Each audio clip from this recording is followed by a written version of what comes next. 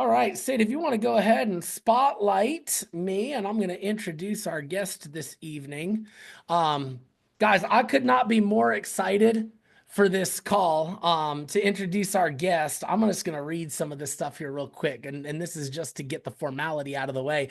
But Jordan Hunt is a managing vice president.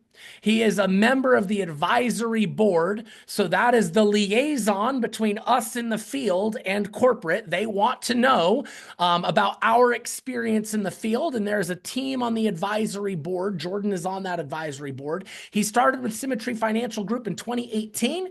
He hit agency owner in 11 months. In his second year, he broke out 3 agency owners direct to him. He hit the top contract level in 4 years, and he was the 2-time Fired Up Award winner in 2019 and 2021. So I'm going to give you those formalities, but I'm going to make sure we get spotlighted here. And then just kind of on a personal note, Sid, can you find Jordan and spotlight him here? Jordan, maybe raise your hand so she can find you. There we go. All right. So on a personal note, Jordan, I've probably told you this before. I hope I have. Um, you know already how powerful your voice is and your talent as a communicator. But for me, when I was a new agent and I'm coming in here, and those of you know my story, I came here once, I quit, I came back. I came back full of insecurity. I had already quit once. I had a failure in my history. I didn't know if I had what it takes to do this. And I was on one of Jamie Susie's calls, and Jordan was the guest. I didn't know Jordan from anybody. He definitely didn't know me. I was a nobody, brand new agent. I was a square on a Zoom box to Jordan Hunt. And the power and the conviction that he spoke with spoke so much life into me that truthfully, there are a small handful of people that I have built the business I have built because of those voices in my life. And Jordan, I don't know if you know this, but you are one of those small group of people whose voice lit such a fire of belief and conviction in me that truthfully, I don't do what I've done if your voice didn't speak to me. And it is humbling and surreal for me right now to have you on my call. You are a celebrity to me. You've become a friend to me, but it is still from who the man I know you as, the character I know you have, the vision I have, your ability to communicate that. You are another level, my friend. You are the type of person when I came into this business, it was like, I want to be like that guy. So I don't say any of that lightly. I'm truly honored to have you here, brother. Team, welcome Jordan Hunt. Wow, wow, wow, Jim, man. Thank you. First and foremost, man, so much to you and everything that you've done, man. The relationship that we're continuing to build together, man. It's just, I'm absolutely in awe of everything that you're doing over there. It's good to see all these familiar faces as well. And my browser just popped up there for some reason. I keep going to the background, but hold on one second. Yeah, can you hear me? We're good. All right, yeah, sweet, man. So, yeah, just really, really, really, man, grateful for you. Grateful for the opportunity to speak with everyone today. I certainly don't take those things lightly, Jim. You know what I mean? Whenever it's an absolute privilege to be given the platform that we have here. I get to stand on the shoulders of absolute giants, man. And we get the opportunity to do this because of all of the sacrifices that so many people before us made. So excited to spend some time with you guys. One goal is to do this, man, leave you better than I found you. So Yeah, I love that. Jordan, I love to, every guest we bring in, just kind of start right at the beginning. Like, where were you at in life that you were looking for something? You could have done a ton of different things. Why'd you come here? What was that reason for you? yeah, man. So I'm from the big city of Lumberton, North Carolina. That is not a big city if you were unaware of that. Amber actually made it down here to a meeting, which was awesome. She came here to a huge boot camp we had a couple months ago. But I'm from Lumberton, North Carolina, which is the poorest city in the poorest county in the state of North Carolina. Okay, average dual household income here is a little over $30,000. I like to say it like this, Jim, like we were the poorest city in the poorest county whenever we started in 2018. We are now the second poorest county, right? And I think that's because after Gino filed his taxes in 2021, it kind of bumped us up a notch. I say that all the time. Gino filed his taxes, and he kind of put us on the map there. But before Symmetry, was an athlete, played college baseball, played some minor league baseball, finished up ball, jumped straight into sales, man. Sold cars for a number of years, and actually enjoyed the car business. Was making really good money. Was making six figures in my early 20s. But was working 60, 70, 80 hours a week. I had my son when I was not 19, right? So by that time, my son was 4 or 5 years old. And I'll never ever forget my last Saturday on the car lot. Zay was about 5 years old. Any car guys or gals out there can I see some hands on that? Anybody or putting that in the chat? I feel you. It gets better. I say it all the time. I'm a recovering car salesman, Jim. But you work 60, 70, 80 hours a week. And on Saturdays, you work what we call bell to bell. I mean, you're there at 8 a.m. You're lucky if you're done and home by 8 or 9 p.m. that night. And that morning, that very last Saturday morning, I woke Zay up out of the bed and I said, "Hey, buddy, you have to go stay with grandma today because daddy has to go work at the car lot." And my 5-year-old son at that time, he wipes the sleep out of his eyes and he sits up in the bed and he goes, "Daddy, I just miss your old job when we used to get to hang out on the weekends."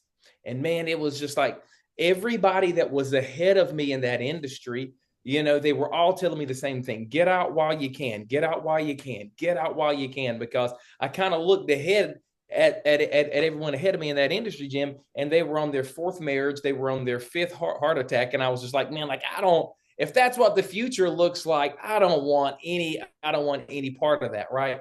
So I got out of that industry, and then had my own business, little trucking business, and that's really what I wanted to do. I wanted to build a trucking business. Had a couple drivers. I always knew that I wanted to own my own business. I wanted that time and money freedom, or so I thought.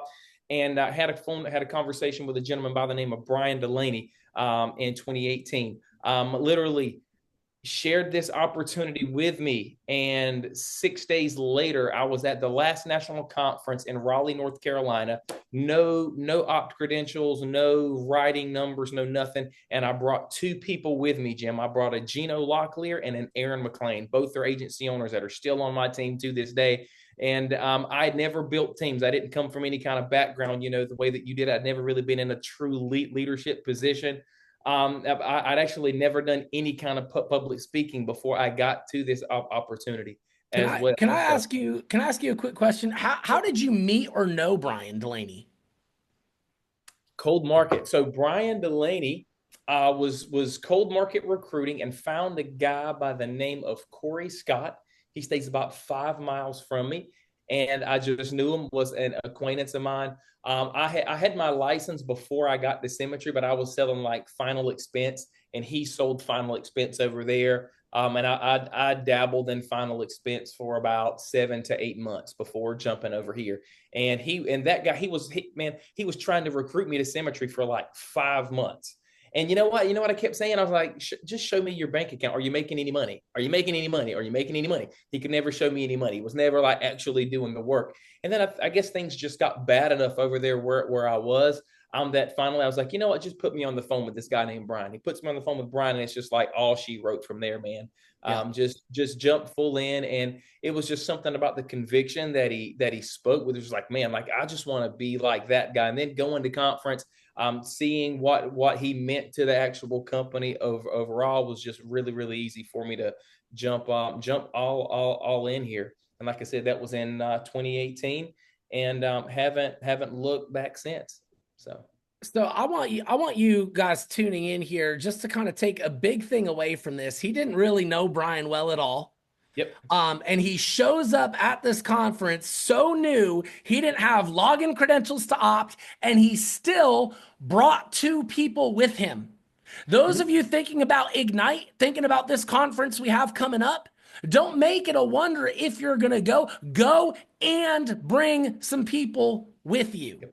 Make that a priority. Make that important. All right, I cut you off. I wanted to just No, hammer you're that good, point. man. Like that's such a big deal, because we actually get to hand select the people that we're in business with here. And I make it a note, right? When I in my interview process, like I tell somebody no just about every single day, like that they can't join our team, right? Like you truly are hand selected here, okay? We don't, and so we treat everybody like an ace until they show us that they aren't an ace. But Gino and Aaron, like Gino is actually my cousin by marriage, okay? And Aaron McLean is my best friend since fifth grade. How awesome is that I get the opportunity to build the business and build and live the lives that we're able to live, like literally travel the world and all the awesome things that we get to do and impact lives on a really big scale here is absolutely incredible. And Gino, by the way, first week I found that guy, whenever he started here, he had $50 in his bank account. He was sleeping on his grandmother's couch. Okay. I talked about that a little bit in my speech right at stage. Like that's it. That's a real life thing. He had $50 in his bank account, sleeping on his grandmother's couch. 2 weeks ago, Jim, Gino Locklear put $32,000 in his checking account in a week. Okay. Like that's just the thing. It's like you can come with all the skepticism that you want. You can't convince me otherwise that this works 100% of the time when it's worked properly. The only question mark is going to be if you work, right? If the individual is going to work. Everybody wants certainty, but nobody wants to be certain, right? Everybody wants to be provided the things when it's like, that's what you're supposed to bring. So, man, that's so good. So looking at brand new Jordan, brand new Gino, like you're coming in here, you guys are young, you're hungry, you're not financially stable at all, not career-wise stable. What were the biggest lessons you had to learn along the way in those that first year, first couple of years, so you could develop into the person capable of running an agency like you're running? Yeah. So, what were the lessons, man? There were so many lessons, right? I would probably say, Jim, that I have this story about when I was about 5 months into the business, because whenever I started, like I just came in, I was just ignorance on fire, man. I was just on fire. I was writing business. I was writing my 15 to 20 grand a month. I was recruiting like crazy. And everything that Brian Delaney told me to do, I did twice as much as what he told me to do when it came to appointments and when it came to interviews. Not because I thought I was better, but because I thought I was probably worse. So I knew that 90% of the profits are found in the last 10% of the work that 90% of the people are unwilling to do. The business is not easy, but it is very simple. If it was easy, everybody would do it and we'd make $8 an hour. So it has to be just tough enough to make quitters quit. Okay. And I had never done so. My first 60 to 90 days, or actually my first 60 days, Jim, had never built teams before, had never recruited. I was just like so on fire for what this opportunity could do. And I saw the evidence of that, right? I was beginning to see the fruits of that labor. In my first 60 days, I had 13 direct new writers. Okay. And inside of the next 30 days, every single one of them quit except for one. The only one I could never get rid of was Gino. He's the only one. Even Aaron, imagine that, who was my best friend since fifth grade, came in, got incredible success. He started researching some other things in the industry. Someone promised him that the grass was greener on the other side, right? So he ends up leaving me. Imagine that. In like my second month here, my best friend is walking out of the door, and me and him talk about this now. You know what I told him? I was like, me and you will have a conversation in December of this year, and we'll see who made the right decision. The month of December, like I had my best month that year. I had like $25,000 in deposits. It was my 10th month into business. And he was like, yep, you're right. And he came back and he hasn't left since. But what was the biggest lesson? Okay. The biggest lesson was about 5 months in. I was getting success. I was on the leaderboards. I was doing all those things. And I had an agent that was a part of my team. And he goes, hey, Jordan, I want to start working out with you in the morning, man. Like I want to start leaning into this personal development stuff. And I was like, okay, great, Bracy. This is what I want you to do. I want you to meet me there at 6 a.m. in the morning. Okay. I was like, meet me at the gym at 6 a.m. Bracy was like, okay, great. So, I'm on my key leader push. I'm 5 or 6 months into the business, Jim. And, I set my alarm that morning for 5 a.m. and I did what any good, responsible key leader would do, Jim. I hit the snooze button, man. right? I just, and like, at that point in season of my life, it was like, you just set like maybe 4 or 5 alarms. You don't know which one you're actually going to get up to. Okay. And I was trying to trick myself. They're not round numbers. It's like 503, 507, 512, and I just hit it a couple times, what's the harm in that? And I'll never, ever, ever forget this one moment. And I think that all of us have these times, these moments where it's like I was marked, right? Like I was just like absolutely marked in this moment. I can always track back to that one time in my life where it was like, when that happened, everything on the other side of it changed. And it was this morning, because I'll never forget rolling up to that gym at 6:03 a.m. It's still dark outside. It's still dark outside, but there was one car in the parking lot ahead of mine, Jim, and it was the agent that I told that I was going to be there at 6 a.m. And he was already inside. He was like on the treadmill waiting on me. And I will never, ever forget sitting in that parking lot with that sickening feeling just in my soul, man, where I was just like, who the heck are you kidding, Jordan?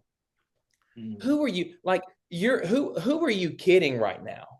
Right? Like you can't even effectively lead yourself right now. You're trying to get people to follow a version of you that doesn't even exist yet. And in that moment, I realized it's like, well, first off, how many people would probably say like, oh, if you're getting to the gym at 6:03, that's still pretty good. Good It's enough. it's good. I mean, it's comparatively speaking. But what I found out is like, if you're the kind of person that is okay with showing up at 6:03, you will never demand enough out of yourself to be the kind of person that gets there at 6. And it was just like this one little tweak. And I was like, you know what, Jim? Is like, I'm not going to be perfect. I'm going to make other mistakes along the way, but I'm just not going to make this same mistake in this same way ever again. And people would rather follow someone that's always real than someone that's always right. You don't have to always be right in this business, but you always have to be real. You always have to be authentic in what you are doing, right? Like that's so important. People think that authenticity is this trait that some people are just born with or born without. Like, oh, Jim's such an authentic guy in what he does. Do you know that that is a choice? That is not just a trait that he was born with. And we all wake up and we can make decisions on a daily basis. I was talking about this a couple of weeks ago, where it was like, there's this gap between who we know that we are when nobody is looking and the person that we want people to believe that we are. And as that gap widens, that is called frustration in life. But as that gap closes and those two people become closer and closer, and they become more similar, that is what's called fulfillment in life. And that is what we're all actually after. That's the greatest gift that I've ever given myself. And the problem is you're always looking for that externally, right? Like the strength of a man's spirit is determined by the amount of truth that he can accept of himself, or to what level he must have it diluted down to. Can you handle the truth and the reality that you are exactly where you are because of the quality of the decisions that you have made that have gotten you there? It's nobody else's fault. It is nobody else's fault, because if it is somebody else's fault that you are there, it will always be somebody else's responsibility to do the work for you to improve your life that you're actually meant to be doing for yourself. Okay, so first off, that moment happens, and I'm just like, holy cow, man! Like I got myself here, and that's actually incredibly empowering, because whenever I understood that I was the problem, I can then become the solution to that problem. And you don't fix it all overnight, right? Because transformation happens over time, right? But the change can happen in a moment, even though internally everything changes, but outside things just didn't look like I was talking about it in my speech with what happened. Everything changed for me on Thursday, right? But man, like the fruit of that change didn't come until Monday. If you have good habits, time is your ally. If you have bad habits, then time is your enemy. I knew that the only thing that I needed, even though I was struggling and even though things didn't look great, Jim, I knew that because I'm doing the right work, the only thing that I needed in this equation in order for it to equal success eventually was time. But if you have bad habits, it does not matter how much time you have, you're going to always be in the same place or a worse place eventually. Okay?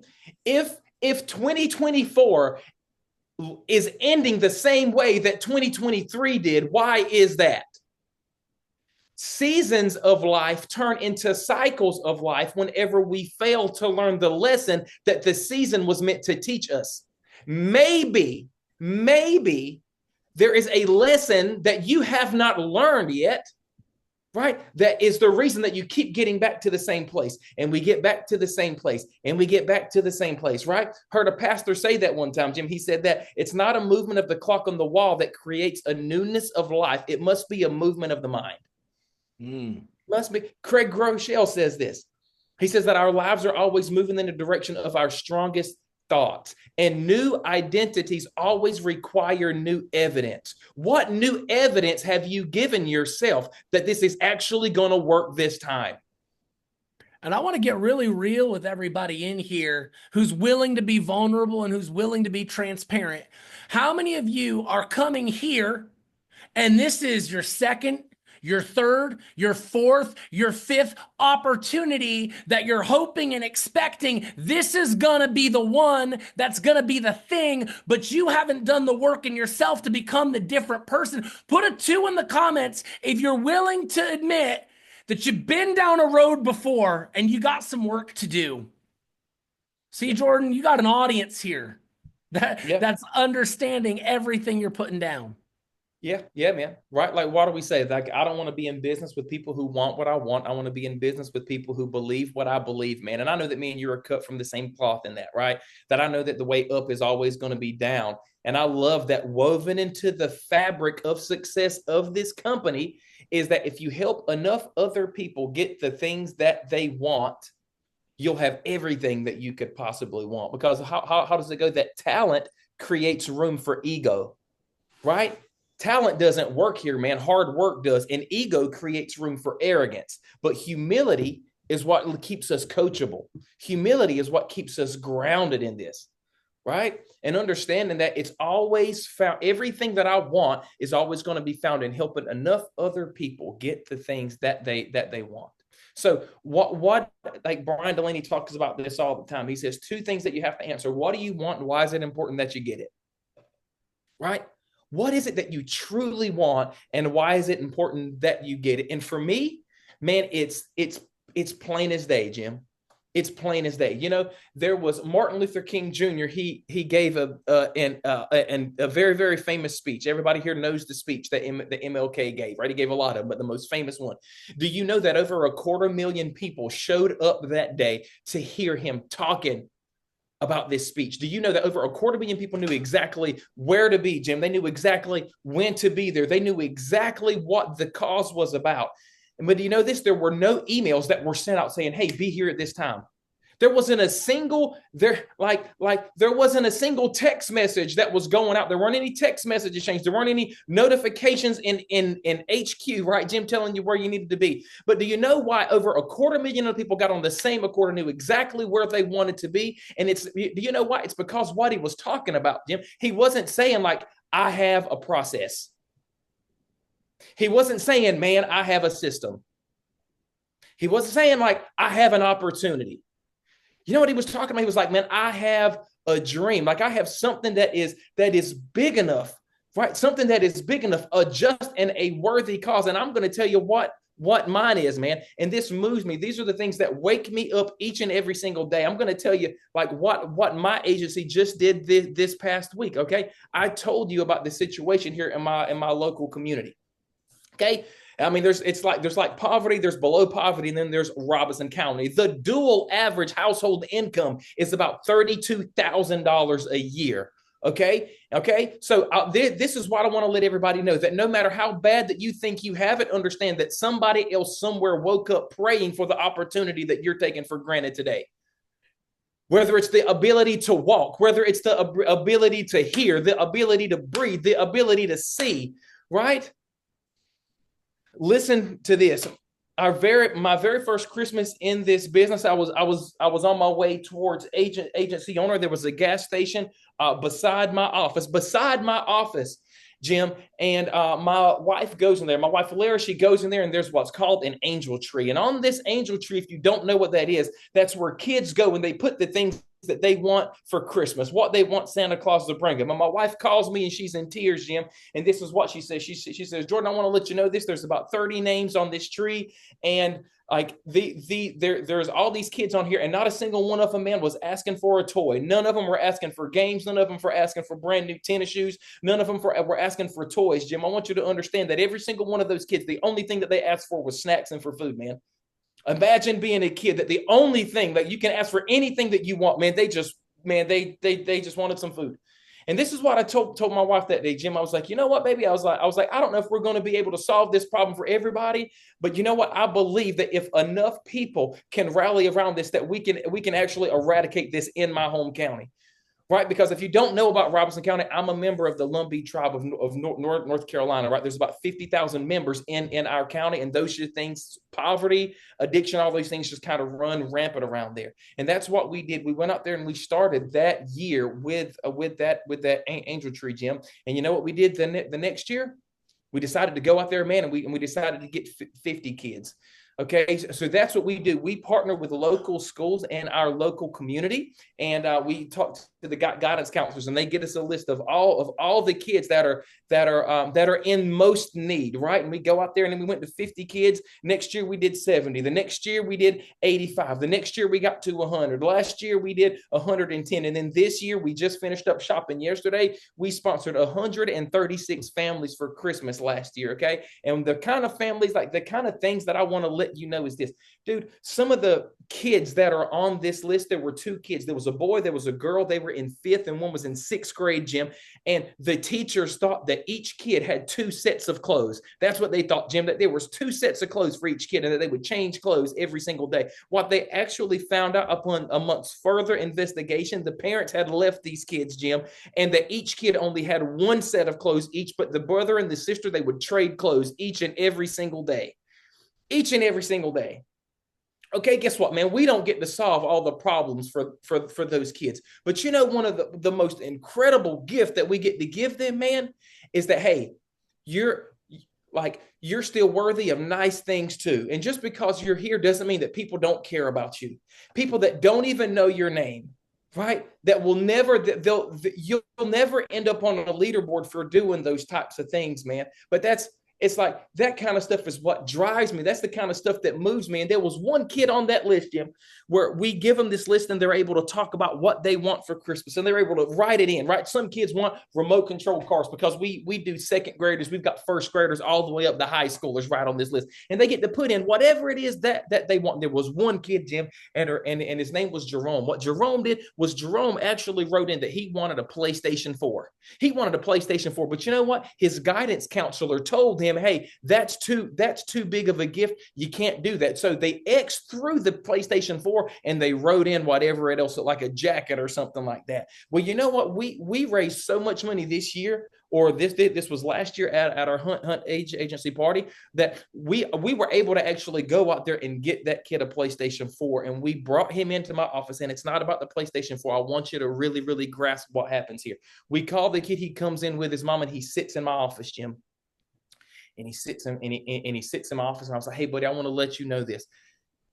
That because you've been so great in school, and that you've been like such a good friend, you've been such a good son, that you were selected to win this prize. And I also want to let you know this, is that you were the only kid that was brave enough to actually ask for exactly what it was that you wanted. You were the only one. Everybody else had the opportunity, but only you did. And I said, I want you to understand this, but I want you to never, ever, ever stop living your life that way. I want you to always do that every single time, because life does not give you what you want. It gives you exactly what you settle for, buddy. And I don't want you to settle for anything else. Demand everything out of life, man, that you want, dude. And I watched his mom just swell up with tears, man. And she was crying, sitting there in my office, man. And I got to give him that. It was not about the PlayStation 4. And I want to let you know, man, like what a gift that was to me. Compassion and generosity is the most selfish thing that I've ever done because of how good it makes me feel. It's the most selfish thing that I've, because of how incredibly good that makes me feel. And there's no limit to the amount of good that we can do when we stop caring about who gets the credit for. And guess what? Your reason doesn't have to be my reason. Your cause doesn't have to be my cause, but you better light yourself on fire about something and be passionate about helping other people, or else you're going to be the outlier here, because that just doesn't work in our culture.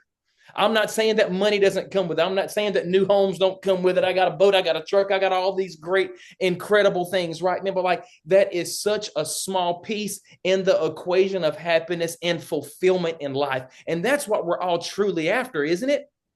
Because when is the last time that you went to bed at night and you were immensely proud of yourself for the decisions that you've made? Or are you used, and are you more accustomed to going to bed just full of regret? Because there was that one thing that I know that I shouldn't be doing that I'm still doing, or there's that one thing that I'm not doing that I know that I know that unlocking that and doing that would change everything for me. Why do we keep avoiding these things? Right? Why do we keep avoiding these things? It's simple, knowing what is good and what is bad in this business. The problem is this, is that you just can't see the instant, you can't see the difference instantaneously, right? Grabbing leads this week will not guarantee that you will have a successful week next week, but not grabbing leads will guarantee that you won't. Showing up to your virtual offices and all that kind of stuff, guess what? That doesn't guarantee success in the short term, but not showing up guarantees that you won't have it. Do you understand that? Okay. Going to Ignite will not guarantee that you're going to be an agency owner inside of 90 days from that. But I guarantee you, not going will just about guarantee that you will not. And I'm just not willing to bet my business and my life on that. I didn't have any other kind of plan B. There is no other option for me. There was no other option for me. And that's the problem. Everybody's got this buyout option. Like, we've got whatever my plan be. And it's the thing that we're holding on to that we just refuse to let go of. Man, there is so much to unpack there. One of the things I just want people to realize is money in the hands of good people does good things.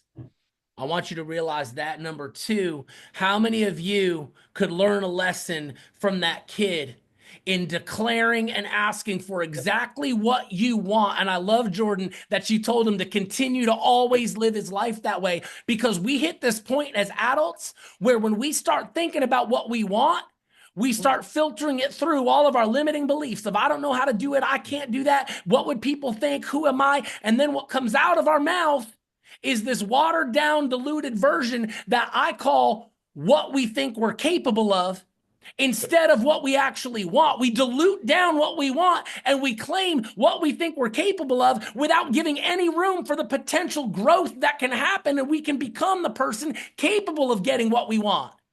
Yeah. But when we abdicate ourselves of the responsibility of growing ourselves, we end up settling for what we're capable of instead of what we actually want in that life and that fulfillment that we have every single right and ability to go claim and get.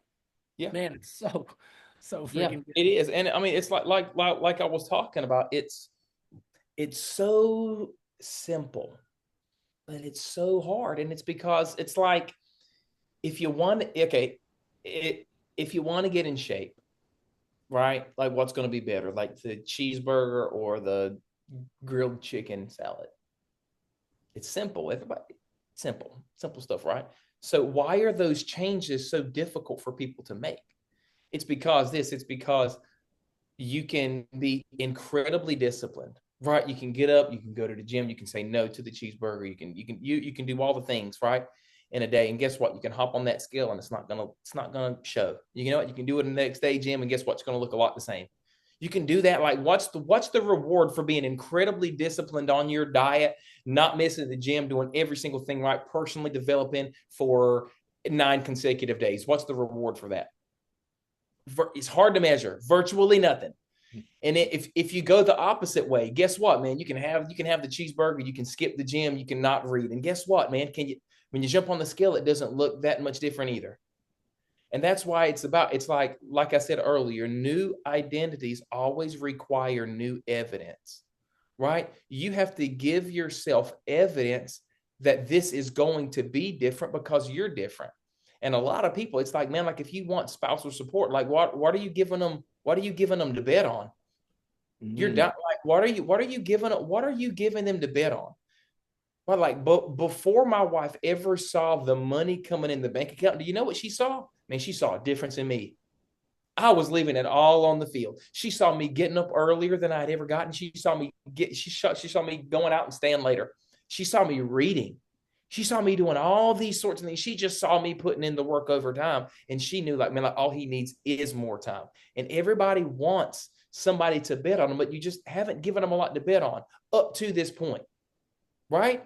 It's so easy to lose sight of how far we've come because we only focus on how far we have left to go. Like, it's good to celebrate how far you've come, but also understand this, like, there's a difference between celebration and recognition. We celebrate above standard behavior, not standard. Right now, if you've never hit the standard before, like what am I talking about? Like if somebody has never written $3,000 before in a week, or like $2,000 in a week, Jim, you know what? And it's their very first time ever doing that. Guess what? We want to celebrate that. But if you've been here 6, 7, 8, 9 months, right, and you're still doing one or two apps a week, when you have a goal to do a lot more than that, then we probably don't need to celebrate that anymore, right? We just want to be able to recognize that. So we need to understand that too. Like what we celebrate, right? That's we're asking for more of that. Mm. That's so good, man. So good. When you're bringing in a lot of new people, man, your agency's growing and thriving. What are the hurdles? We have a lot of new agents here too. What are the biggest hurdles you watch derail the dreams that come in here? Where are new agents not connecting the dots between what they want and what this can offer them? Yeah, well, I would say one of the biggest pitfalls, one of the biggest mistakes that agents make, Jim, is it's called the planning fallacy. Okay. What does that mean? The planning fallacy. It's they overestimate how good that they think they're going to be, and they underestimate how long that they think it's going to take them to develop that skill. Where that's the planning fallacy. So that's planning to fail. Like, but how can we plan to succeed? And it's incredibly simple, but most people aren't going to do it. It's just flipping that model directly on its head. Directly on its head. And you know what? Underestimate how good that you think you're going to be, and overestimate how long you think it's going to take you to be there. Because I promise you, it's going to take longer than you think, but not as long as you fear. And you don't need this business to be easy in order for you to do it, because you can do difficult things. And I believe in you because somebody else believes in you. If you're listening to me right now, if you're on here, guess what? Somebody somewhere believes that you have what it takes to win in this business, or else you wouldn't be here. I want you to understand that.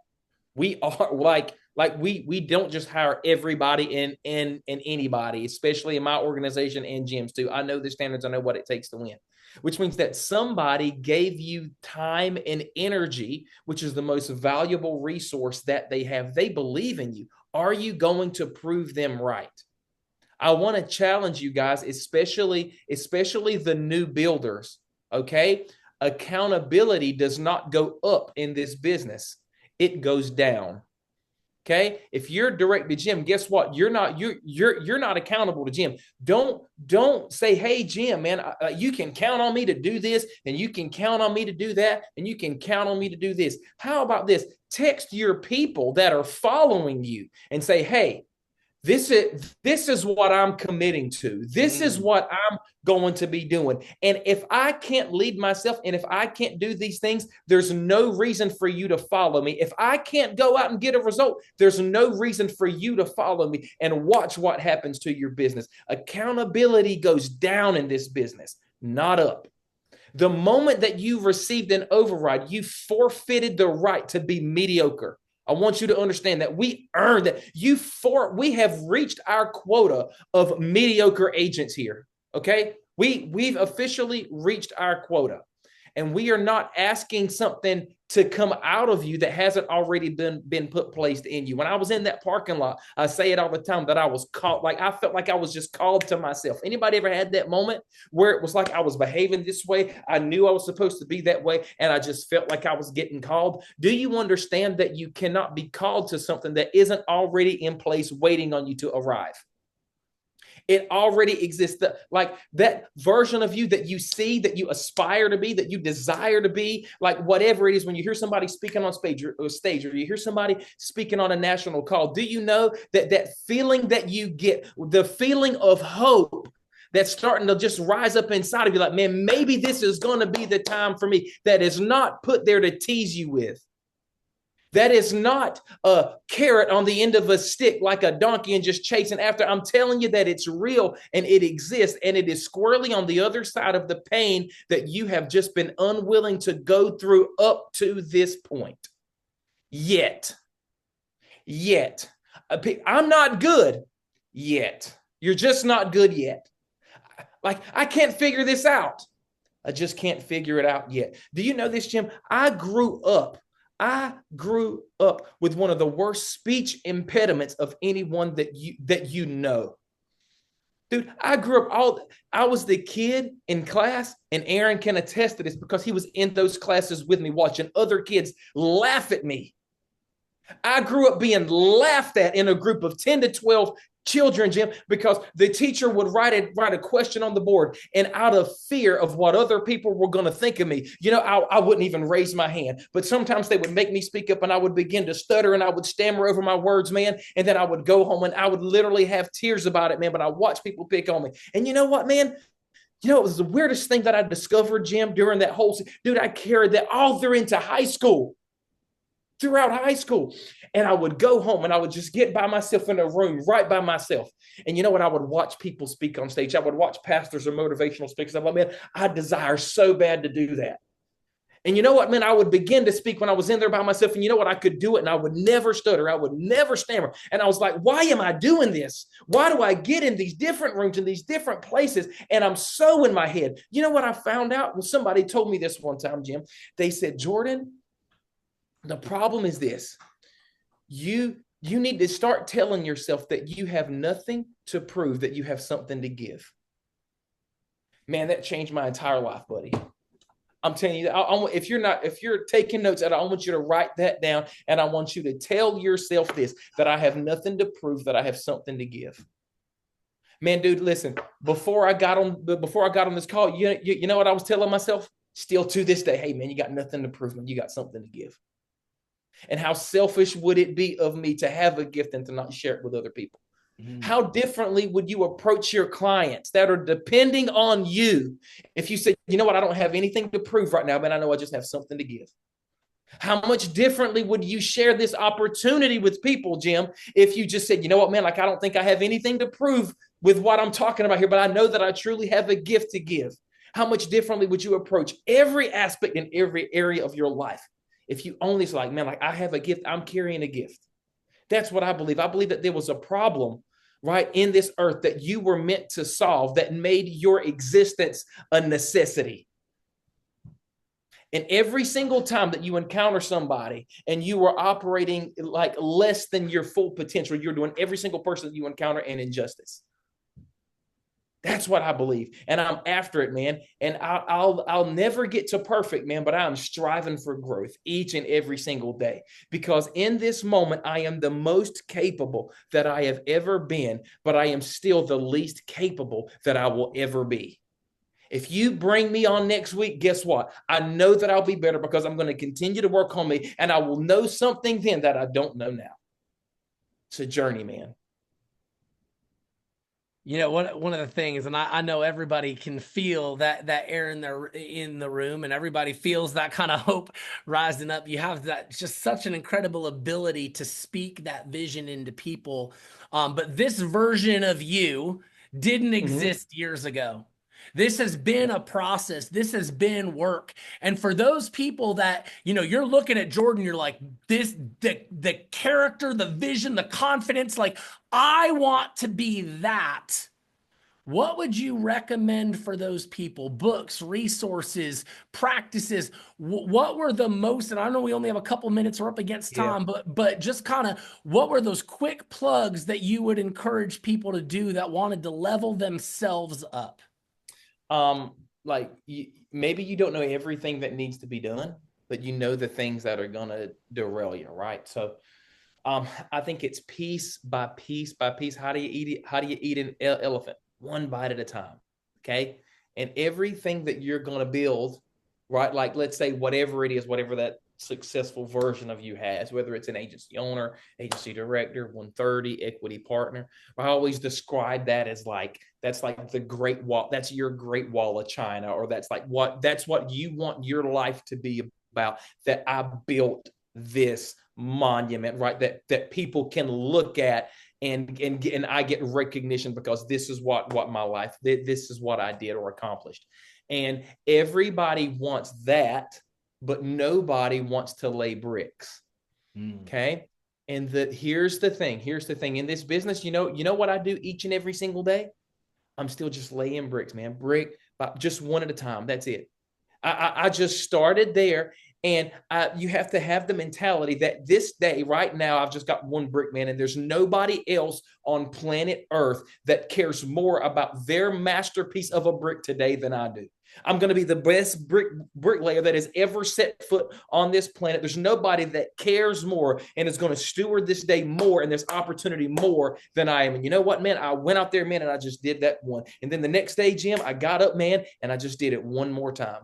And you know what? I don't know what's going to happen next week or next month. I don't know if I'm going to be around or what all that takes, but I know this thing, man. Like today, I can do today, and I'm not going to quit today.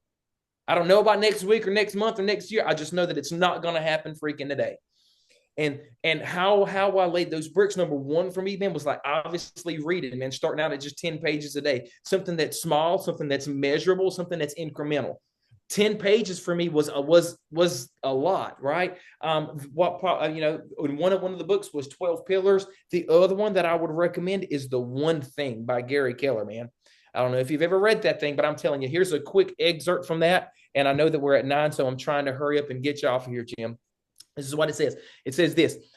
One of the excerpts out of that book of The One Thing, it said this. It said, a single domino is capable of bringing down another domino that is 50% larger than itself. Scientists in 2001 did an experiment, and they stacked 8 dominoes made of plywood. The first was a mere 2 inches, and the last domino was 3 feet tall. The dominoes began falling with a gentle tick, but they quickly ended with a loud slam. And if this was to keep going, just the 10th domino would be as big as Peyton Manning. The 18th domino would be as big as the Leaning Tower of Pisa. And the 23rd domino would be as tall as the Eiffel Tower. And the 31st domino would wipe out Mount Everest by over 3,000 feet.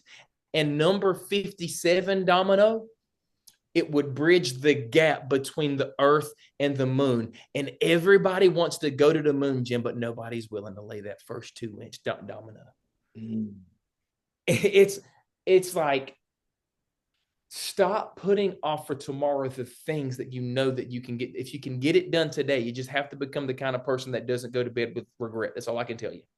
Stop carrying that stuff. Discipline weighs ounces, right? Regret weighs tons. So I don't know how many times I've recommended that book. I bet you I've sold thousands of them, right? For Gary Keller. I need to let him know that too, that I recommend his book literally on every single call that I got on. There's a ton of them out there. That was the one, man, that just marked me the most whenever I started, and really started me on this journey, man. And you just get, there's a confidence that comes from keeping small, teeny, tiny promises to yourself. Okay. Yeah. And the scariest thing about it is there are some people that are so used, we get so used to making promises and breaking promises to ourselves that we don't even grieve it anymore. And how dangerous is that? That we betray ourselves so much and so often that it doesn't even hurt you anymore when you say that you're going to do something and you don't do it. But I want to let you know that you were one liberating idea away from a completely different life. And just because it's been that way doesn't mean that it has to always be that way.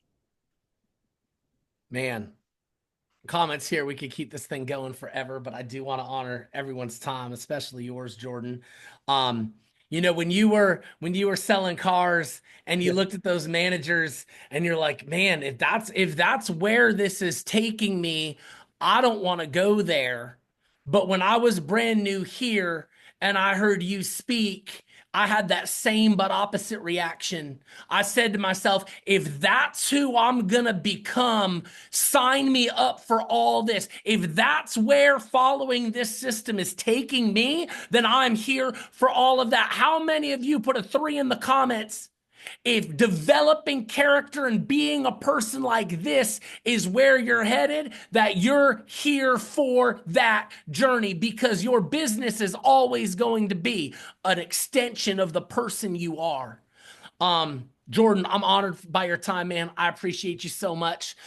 Put a word in the comments for Jordan, something you are going to take away and implement from this. He doesn't come on this call because he was bored on a Wednesday evening. He didn't come on this call even to fire you up and get you excited that's going to stay here and do nothing.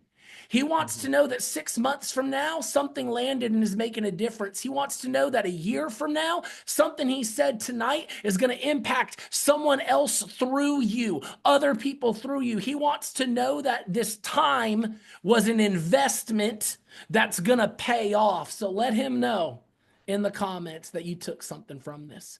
This call will be up on YouTube tomorrow. Jordan, we are honored by you, grateful for you. Thank you, brother. This is Thanks, fantastic. man. Appreciate you, Jim. Love you, brother, man. You guys have a good one. All right. We'll see you at Ignite, everybody. Heck yeah. All right. Good night, y'all. Peace.